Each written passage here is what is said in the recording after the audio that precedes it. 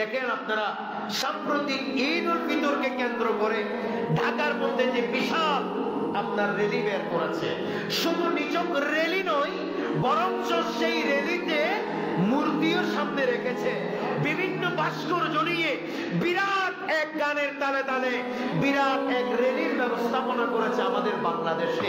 একটু জোরে বলো না, আরো জোরে বলে। ঈদের কোনো যদি এটা নবী করিম সাল্লাল্লাহু আলাইহি ওয়াসাল্লামের জুলুস হতো তাহলে তো বেদাতের চিৎকারে থাকা যাইত, ঠিক কিনা বলে? কিন্তু এখন সব মৌলবীরা চুপসে আছে। কোন মৌলবীরা?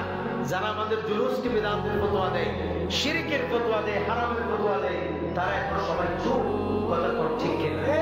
এমনকি তারা নিকৃষ্ট হতে হতে এমন পর্যায়ে আল্লাহ তাদেরকে নিয়ে গেছে, এক পর্যায়ে মাথার মধ্যে টুপি দিয়ে মন্দিরে নিয়ে তাদেরকে মূর্তি পর্যন্ত আল্লাহ পাহারা দিয়েছে।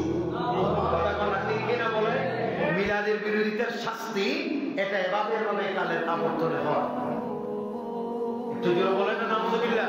তাই আমি আমাদের ভাইদেরকে বলবো, আকায়েদে আমাদের সুন্নাত ওয়াল জামাতের রশিকে মজবুত করে ধরতে হবে, ঠিক কিনা? সামনে ফিতনা দিন দিন বাড়তেছে না কমতেছে? বলেন না, বাড়তেছে না কমতেছে? আপনারাও কমে যাইয়েন না, হাদিস এটার উপর আমল করে আপনারাও কমে যাইয়েন না। আমি আপনাদেরকে অত্যন্ত বিনয়ের সাথে বলি, আহলে সুন্নাত ওয়াল জামাতের আকীদা সমূহকে শক্তভাবে আঁকড়ে ধরে, কারণ সামনের দিন সমূহ বড় ভয়ঙ্কর দিন আমাদের জন্য আসছে। সামনের দিনগুলো, দিন যত গড়াচ্ছে তত ফিতনা ফেসাদে আমাদের সমাজ, আমাদের পরিবার ভরে যাচ্ছে। এই সময় আপনার ঈমান শক্ত করে মজবুত করে ধরে রাখতে হবে। এটাই হলো আল্লাহর তরফ থেকে আপনার জন্য পরীক্ষা। সুবহানাল্লাহ। এটা আল্লাহ